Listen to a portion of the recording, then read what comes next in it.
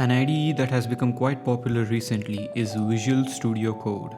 According to the Stack Overflow 2019 developer survey, VS Code is one of the most popular development environments. So for all you VS Code enthusiasts out there, here are 5 extensions that are helpful to every beginner. Also, stick on to the end for a bonus extension. First, we have Prettier. It is a code formatter which supports most of the markup and scripting languages. As the name suggests, it makes your code look prettier by mainly handling the indentations. So whenever you are unable to understand the code you have written, just save the document and reading your code will be a lot easier. Up next we have bookmarks, and again, as the name goes, this extension will help you navigate through your code in a more efficient and time-saving manner. There are 2 variants to this extension, the other being numbered bookmarks. I myself use the plain one as I feel that the numbered one is a bit too much, but you can choose either based on your preference.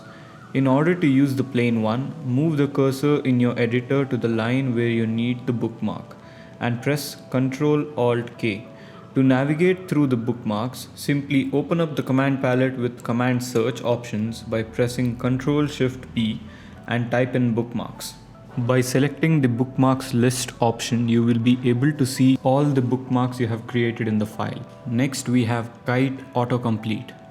It is an AI snippet extension and software which helps you complete your code in a much faster way, using a process similar to IntelliSense.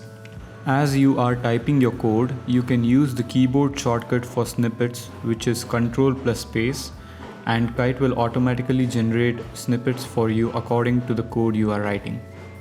Fourth on the list we have bracket pair colorizer 2.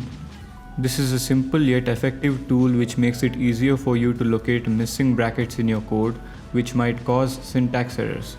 Lastly, we have material icon theme, which will beautify your file explorer area by changing the icons for the different files to their corresponding language icons. This again makes you easier to differentiate each file and makes your workflow much faster. This extension has maybe more than 100 file and folder icons, which I gotta say look very good.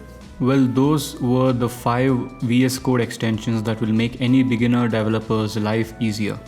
I would like to thank you guys for sticking on to the end, and now it's time for the bonus extension.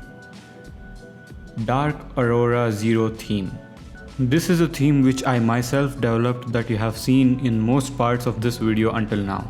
This theme has a very clean dark template along with the color theme for functions, variables, constants, etc.